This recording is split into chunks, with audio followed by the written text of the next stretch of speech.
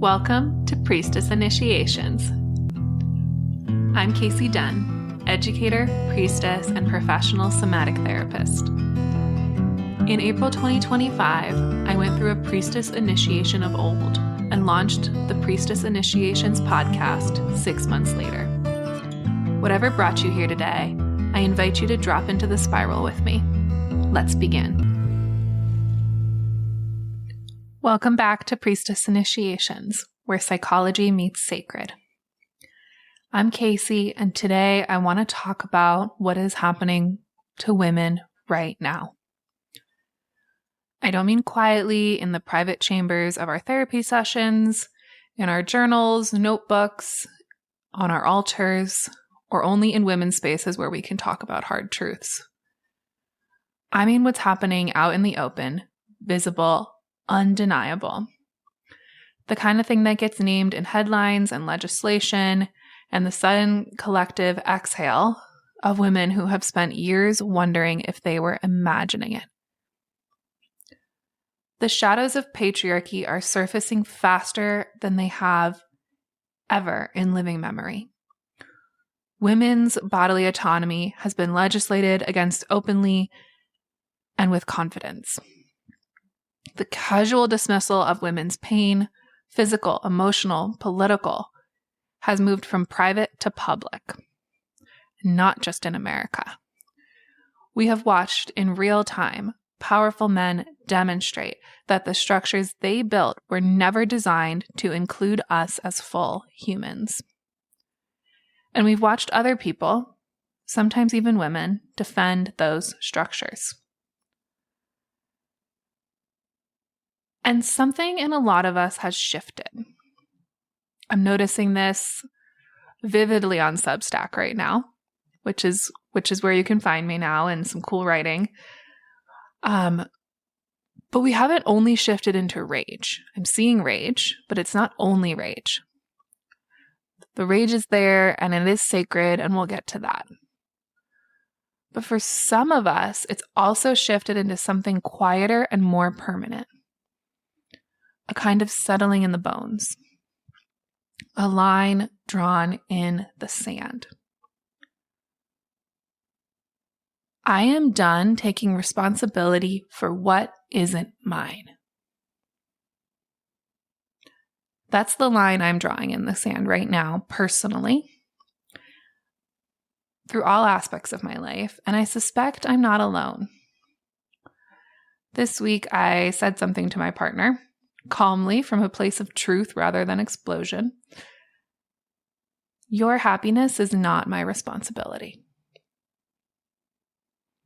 And his response was, you're right, it's not. And I want to be clear, I'm lucky I have a partner who can receive that. That isn't everyone's reality, and it wasn't mine in past relationships either. And I know that a lot of the women listening to this have said something far softer than that and been called difficult, needy, overreacting, crazy. But here's what I know clinically and what I know in my body. There's a difference between bluntness that comes from dysregulated rage and bluntness that comes from rage alchemized into sovereignty. One is discharge, one is truth. And we have been gaslit, collectively, systemically, for centuries into believing that any version of our directness is the former. That any boundary we name without softening it is aggression. It isn't. And there's a goddess who has something to say about that. And her name is Sedna. And so today we're talking about Sedna, and Sedna's story comes to us from the Inuit people of the Arctic. And I want to name that clearly. This is not my tradition or heritage.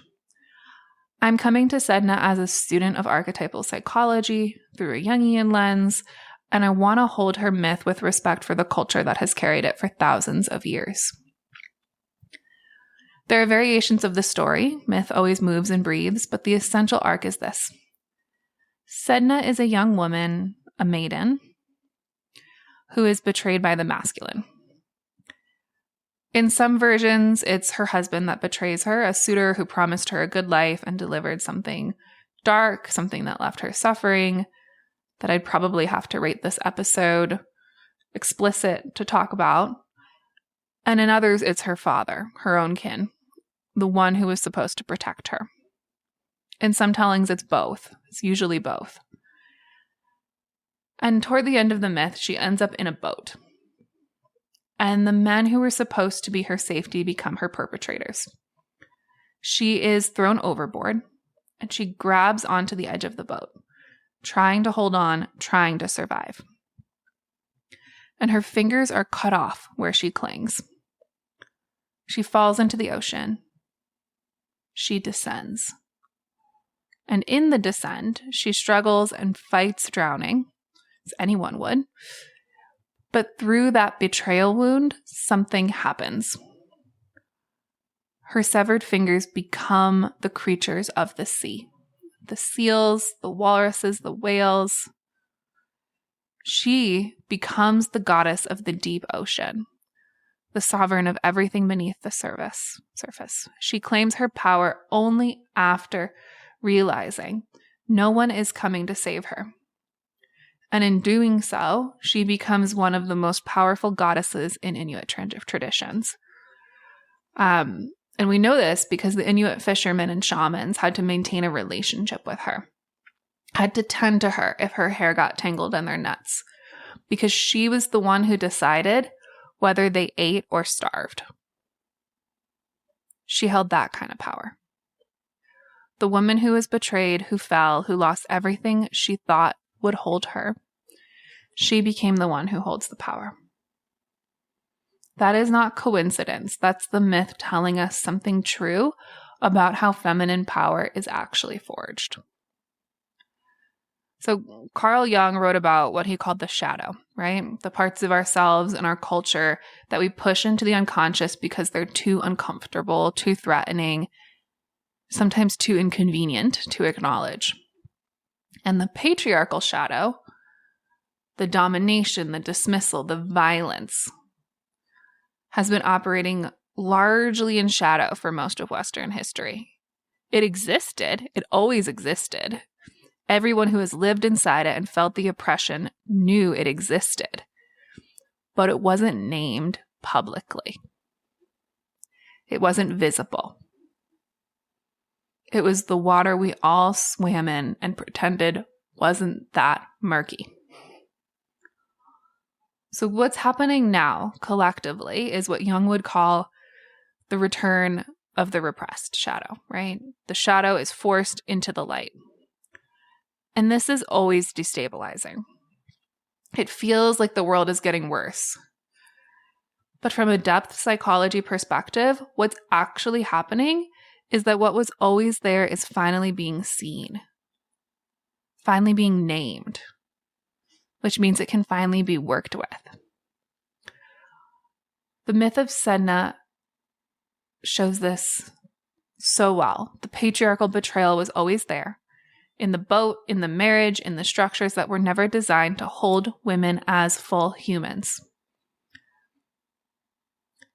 Sedna's descent into the ocean is the journey into the unconscious, into the place where the shadow lives, where what has been lost, including the wild feminine, the instinctual body, the sovereign self, waits. And when people tell Sedna's story only as a wound narrative, this piece gets lost. The descent is not the end of the story. It is the transformation. So in somatic psychology, we talk about the window of tolerance, which is the zone where the nervous system can process experience without shutting down or exploding. Trauma pushes us outside that window. The body freezes, dissociates, collapses, fawns, or fires into fight or flight, right? Deb Donna, whose work on the polyvagal informed approach has shaped how a lot of us think about this clinically. And she describes the autonomic nervous system as a surveillance system, basically. And what that means is that your automatic nervous system is constantly scanning for cues of safety and danger. Am I safe? Am I not safe? And that shapes our states long before conscious thought gets involved. Long before we know that we're doing that.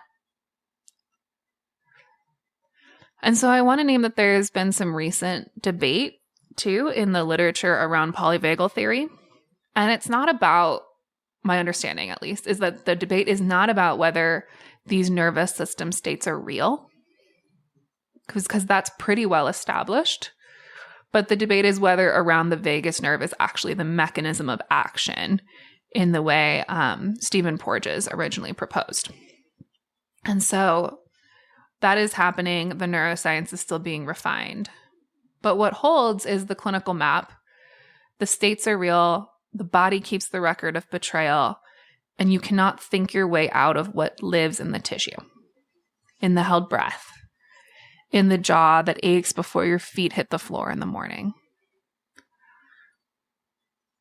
And so Sedna, at the bottom of the ocean, is a woman whose nervous system has been through something real. She is not fine. She's not above it. She's not bypassing it. There's no spiritual bypassing with Sedna. She is in it. And the shamanic tradition that holds her myth understood something that modern psychology has taken until very recently to articulate, which is that you can't bypass the descent. And Carl Jung knew this too. But there are very few people that still practice any aspects of Jungian psychology, and even fewer who are Jungian analysts. And I am not a Jungian analyst. There are some great ones out there. That's a very extensive training. And there are a few people that are still practicing that. But what I do know is you have to go down. You have to go into the shadow. My way of doing that as a somatic psychotherapist is through the body. And this is important, going down, going into the shadow is not the same as staying there. It's the rise.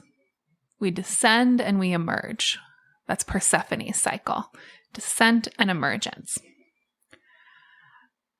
And right now, we're actually in Sedna's emergence as goddess of the sea. So I'm going to talk a little bit about astrology, and then I'll get back to the psychology. But this astrology feels personally significant to me, and this episode is timed to the astrology. So if you're listening after the week of May 20th, 2026, that's actually totally okay. This episode is still super relevant. Sedna's crossing into Gemini now, but she's staying there for about the next 43 years. So this episode is relevant for the next 43 years.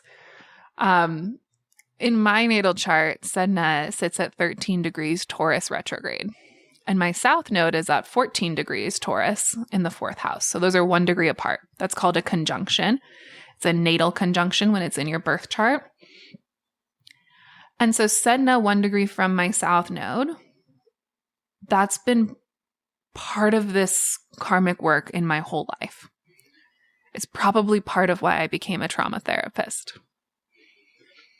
And for those less fluent in astrology, the south node represents your karmic inheritance, the patterns you came in carrying, whether they're yours or ancestral, they're what you're in this life to release. So mine's in Taurus, which is the sign of the body, groundedness, security of what we grip because it feels like survival. And you take the gifts of your south node with you. You're releasing the shadow. And you take the golden shadow too. So the gifts of the shadow. But for me, it's in the 4th house, which rules home, foundation, ancestry. And so what I'm releasing in this lifetime really feels like an over-attachment to relational security at the cost of my own sovereignty. That's the pattern of making myself small, making myself palpable, managing other people's emotional feelings and whether to keep the peace in the house. If you're also an eldest daughter and that resonates, I hear you. Eldest daughters often learn to be peacekeepers really early on, and all daughters do to some degree, right? This is a socialized pattern. This is a socialized gender pattern. And this pattern of peacekeeping at all costs is finally breaking. So Sedna's already in Gemini. She crossed out of Taurus in April, and she's been moving through Gemini at like 0 to 1 degrees. But this Friday, Uranus is meeting her there. And that's on Friday, May 22nd, 2026,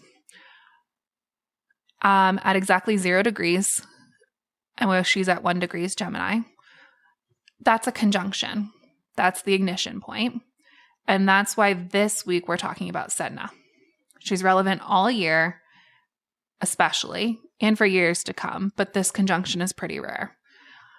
Sedna moves so slowly that a conjunction with any planet at a sign ingress point means like 0 degrees, is a once in many lifetimes event.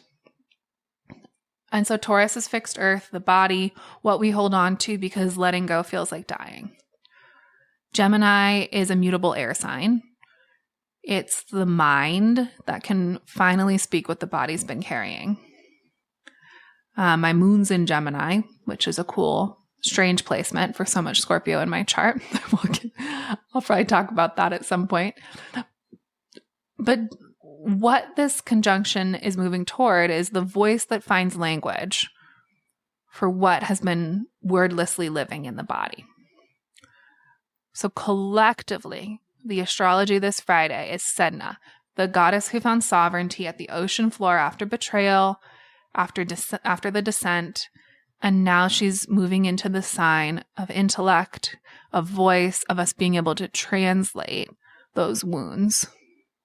And she's being met by Uranus, who's called the Great Disruptor.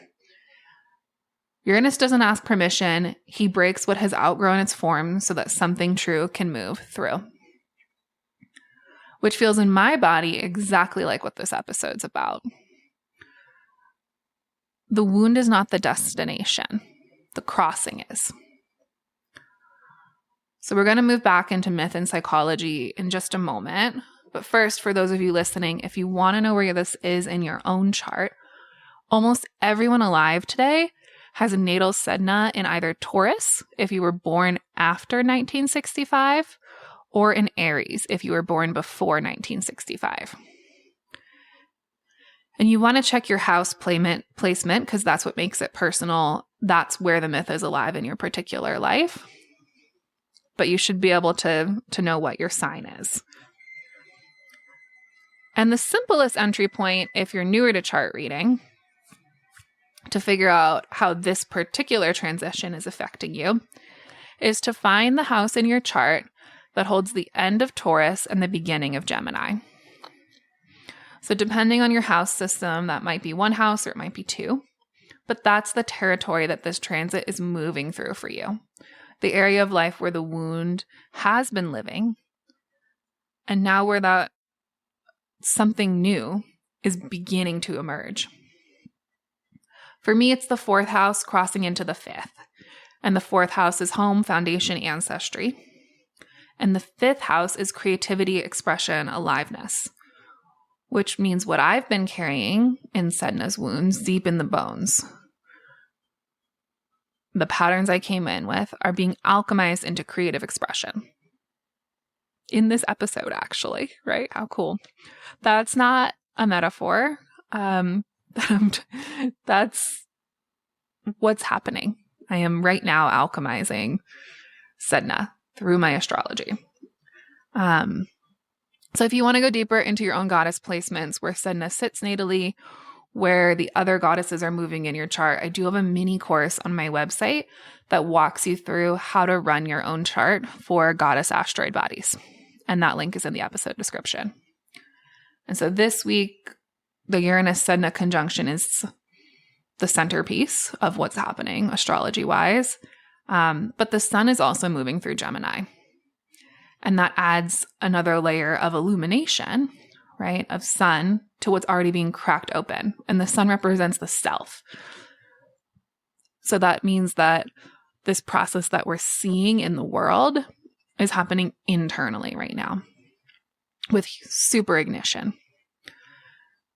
That's the moment the myth describes as the crossing, where something says enough looping, enough circling, enough waiting at the bottom of the ocean for someone to come pull you out.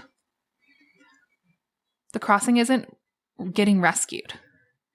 It's the moment you realize you have become something the descent couldn't destroy. And the power you have now is sovereign in a way that it never was before, because it doesn't depend on the boat. It doesn't depend on the man in the boat. The power that you're finding now came from losing your grip on the boat. And so I want to come back to the psychology here for a moment, because there's more happening with women right now that deserves to be named clearly. And I'm not getting into specific political events right now. There's so much happening out there. It's hard to pick any one thing.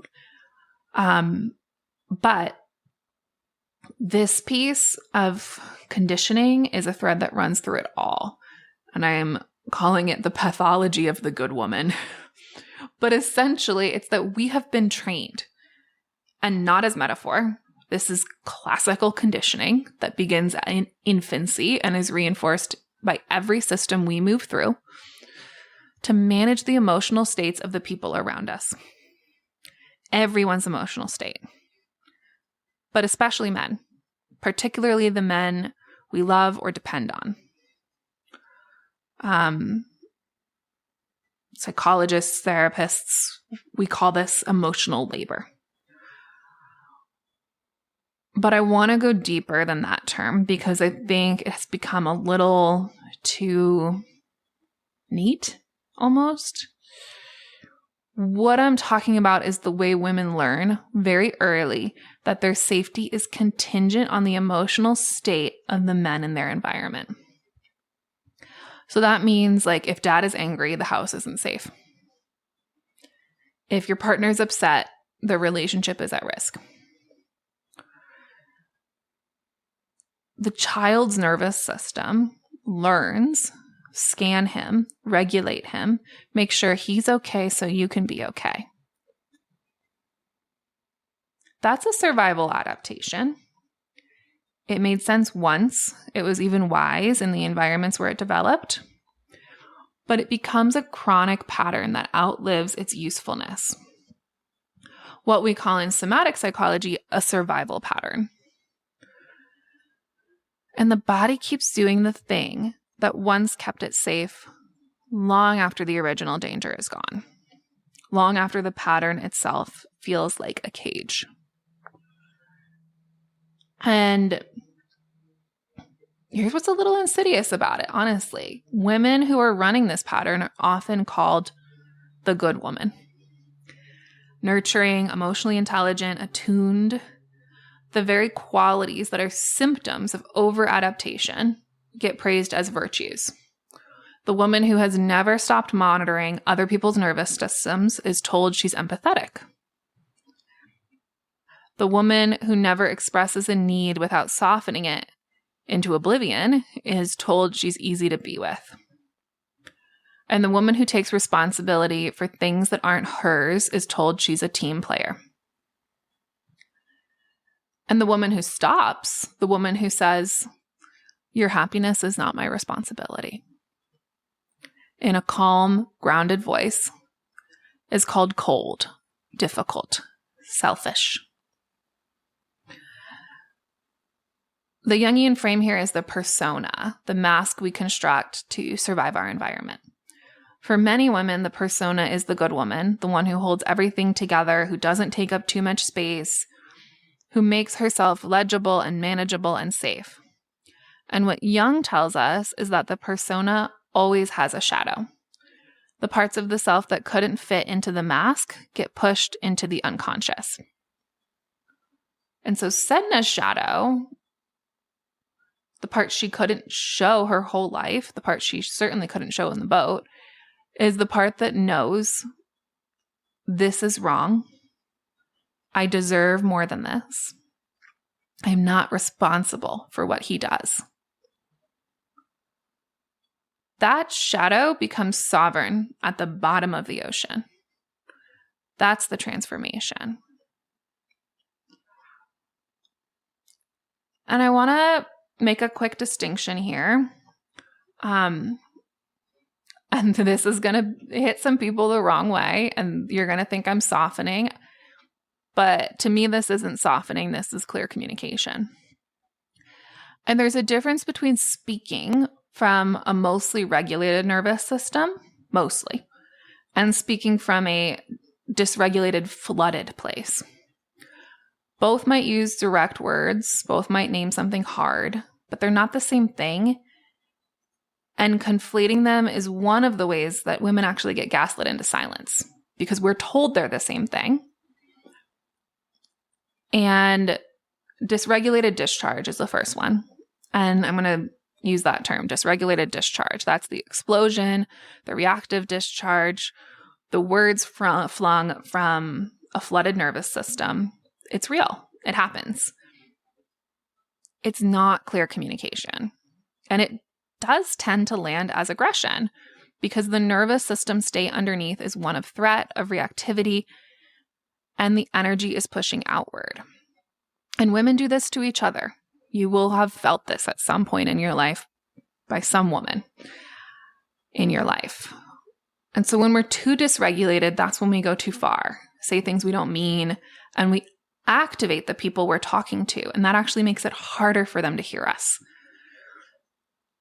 And so I'm not telling you to overly soften yourself, but your truth deserves to be heard. And the best way to do that is through what I'm calling sovereign directness. And so sovereign directness is the calm, clear, grounded truth. And it comes from a different nervous system state. And I want to be clear that your delivery doesn't have to be perfect. It's more energetic. It's the energetics of saying no as a clear boundary line that constitutes this sovereign directness. Right? In dysregulated discharge, the energy is pushing out. In sovereign directness, you're drawing a line in the sand. A hard fucking line, but it's a line in the sand. And you can feel that difference in your body if you make those gestures with your hands, pushing out and drawing a line, right? And so with sovereign directness, the prefrontal cortex is still online. That's the front part of your brain, helps us make decisions. And you can observe what's happening in your body in real time. It takes work to get here, but the words are translated from your body and chosen thoughtfully, stated as grounded truth, creating that line in the sand. The truth is the line in the sand. And those words land differently. They land as information rather than attack for people that are able to receive it, even when the content is hard. You've probably not experienced this with men, frankly, but you might have experienced this with women in your life who are able to hold boundaries with you. Because even when you speak with sovereign directness, some men will call you difficult. But that's on them, not you. You delivered your truth. And some men will be able to receive it. Your happiness is not my responsibility. Said from a grounded, clear place is kind of a gift. Because it releases the other person from a dynamic that wasn't serving them either. And so the work of Sedna, the work of the descent, is precisely this. It's the death of the persona that needed to manage everything. And it's the emergence of the self that can speak from the ocean floor. Steady, clear, not performing softness she doesn't feel. Not softening truth into palpability. It's just real. And so I want to offer you something you can actually use, something to do in your body. And so this practice is about finding a truth you've been carrying that isn't yours, a responsibility you've been holding that belongs to someone else, and saying it out loud. That's the body, Taurus, moving into Gemini, the mind. And you can just say it to yourself or to someone safe or in your car on the way home. And so before you begin grounding yourself, if you're not driving, right, like feet on the floor, a few slow breaths.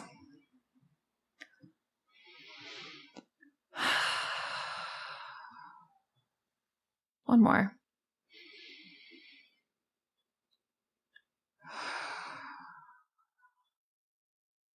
And feel the weight of your body in the chair, on the earth.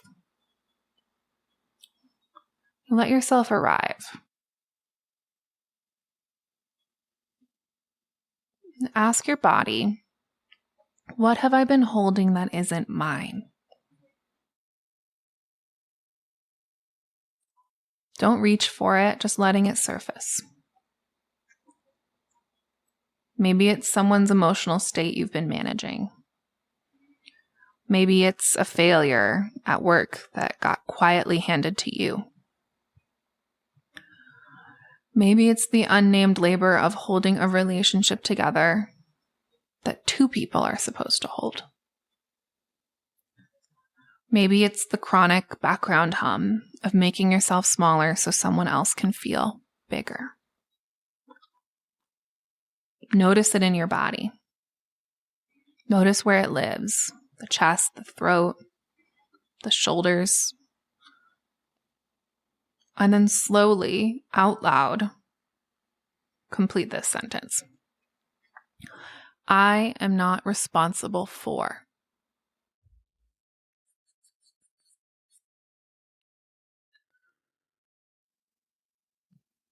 Say it like you mean it.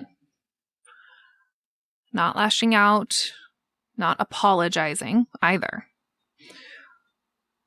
Say it from the ocean floor, from Sedna's place of sovereign knowing. I am not responsible for.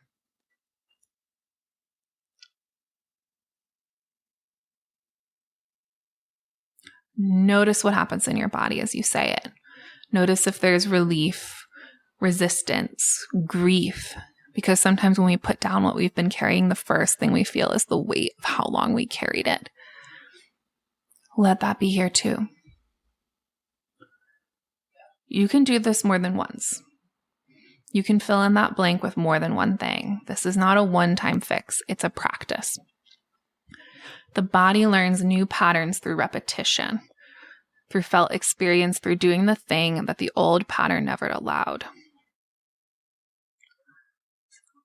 So when we're talking about this Sedna, Uranus conjunction crossing, great crossing, I've heard it called, saying what is true from a regulated place is the somatic practice of crossing.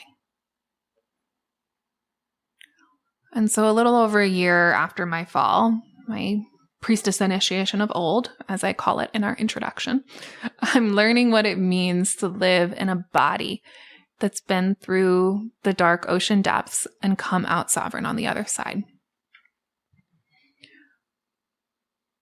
And I'm learning. I'm not there yet. But part of that is exactly this, saying things I used to soften or explode. I would soften and soften and soften and one day explode, right? That pattern probably sounds familiar. Now I'm just saying it, naming what is true and releasing the chronic background labor of making sure the people I love are okay at the expense of my own clarity.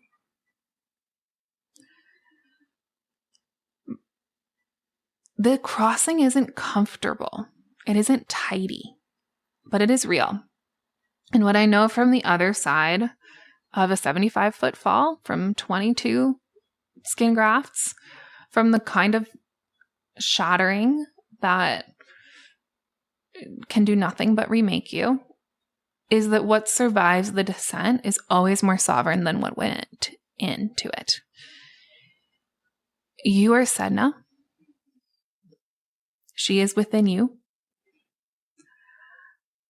You have always been Sedna. The question isn't whether you can survive the descent. You already have.